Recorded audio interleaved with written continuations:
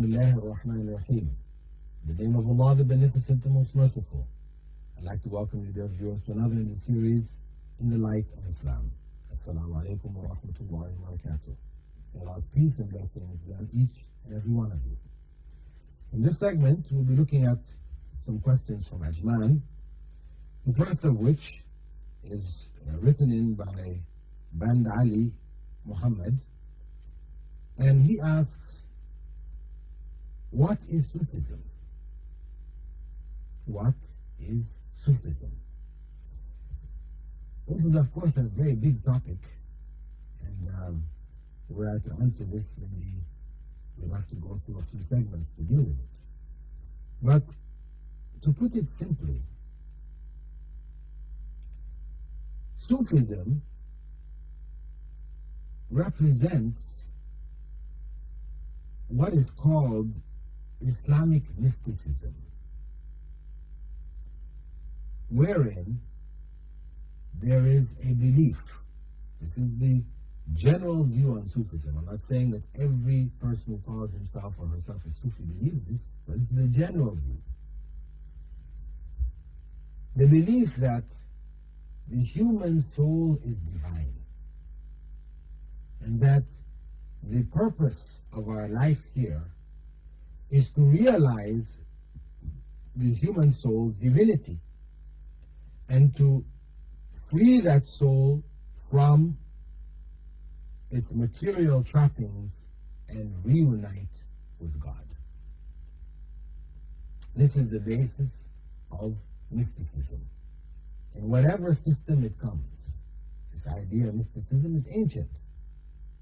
The term mysticism comes from mystes, which is a Greek movement which had this belief. This belief has been expressed also by Plato, a Greek philosopher, that this reality, human beings were portions of the divine covered in materialist existence. So this belief led individuals of the past to claim that they were God. Al-Hallaj, for example, he claimed that he was God, saying, "Ana al-Haq, I am the embodiment of truth." And of course, Allah refers to himself in the Quran, وَهُوَ الْحَقِّ, he refers to himself as al-Haq. So when Al-Hallaj is calling himself as Allah calls himself, he's saying he's Allah.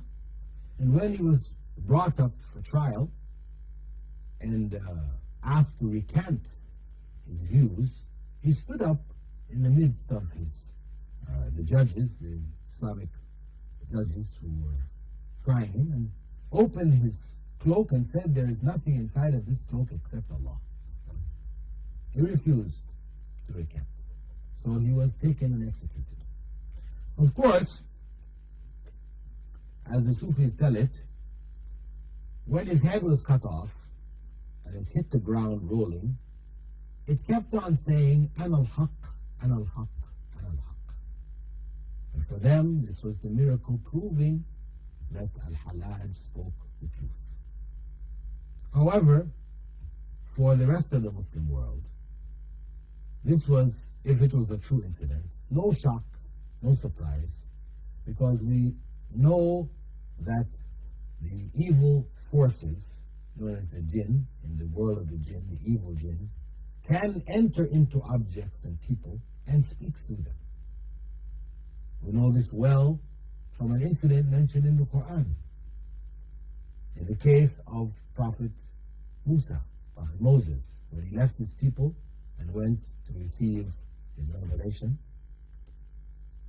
As-Samiri, an individual by the name of As-Samiri amongst his followers, convinced the people to give them give him their gold jewelry, which he melted down, and according to him, he sprinkled on this melted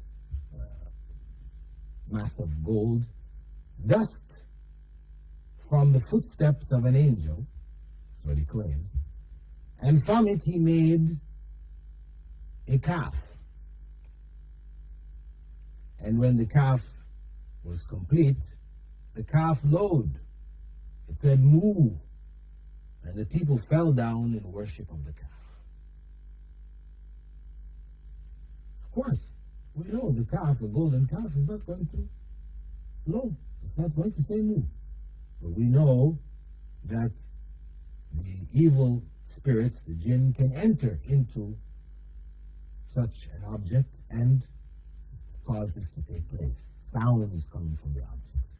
Just as in the case of Ganesh, the elephant head god of the Hindus, which here in Dubai was drinking milk, in Dubai was drinking milk, in India, in England, and all around the world, on a particular day last year, those who were worshipping this god, who usually poured milk on it and fed it milk, but it never drank. On this particular day, it was recorded on television, etc., etc., that the statues were drinking the milk. How could this be? Is this a miracle confirming the truth of that worship of that god, the elephant head god? No. Through the agency of the jinn, it is quite possible. They can enter into the object and take in the milk, giving the impression that the object is drinking the milk. So this kind of practice or this kind of event is not divine support for idolatry. It can never be.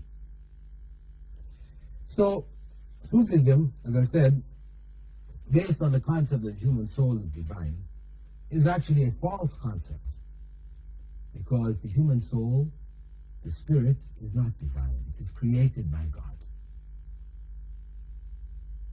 Those who hold that it is divine try to bring verses from the Quran wherein Allah said that He blew into Adam from His spirit. But this, looked at in the context of the whole Quran and the Sunnah, is understood by Orthodox Muslims, we could call them the main body of Islam, as reference to the spirit, the angels bringing the spirit.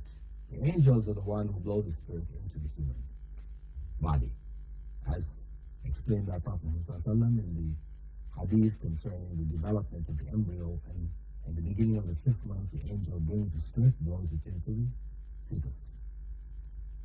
Furthermore, the fact that Allah refers to it as Him blowing, He referred to Prophet Muhammad's throwing of dust at the disbelievers in the beginning of the Battle of Badr, when they were hundreds of yards away, and this dust reaching their eyes miraculously by Allah's power. He referred to that throwing of dust as His throwing. وَمَا رَمَيْتَ إِذْ رَمَيْتَ وَلَكِنَّ اللَّهَ رَمَى. You didn't throw, Muhammad, when you threw, but Allah threw. But it wasn't Allah throwing. It was by the miracle of Allah that this is taking place. And so Allah will attribute to Himself certain events or certain acts to give them a higher status. He refers to the Spirit as His Spirit. He refers to Angel Gabriel as being His Spirit. He refers to the houses in which He is worshipped as being His house. It doesn't mean that He has a house. He referred to the camel of Prophet Saleh as being his camel, because the camel was a miraculous camel. So the proper concept is that the soul, as Allah said, is from the commandment of Allah. يَسْأَلُونَكَ عَنِ الرُّوحِ. They will ask you, Muhammad, about the soul, the spirit. And the Jews asked him about it. And Allah gave him the answer that it's from Allah's command. When Allah says, whenever He wishes something to be, He commands it be, and it is. This is from the command of Allah. It is created. Allah is not a spirit. Human beings have spirits. So the basic belief that the human spirit is divine is incorrect. Because what it means also is that we're saying that those human beings were going to hell, carrying inside themselves the spirit of Allah. It means Allah is going into hell, which is nonsensical.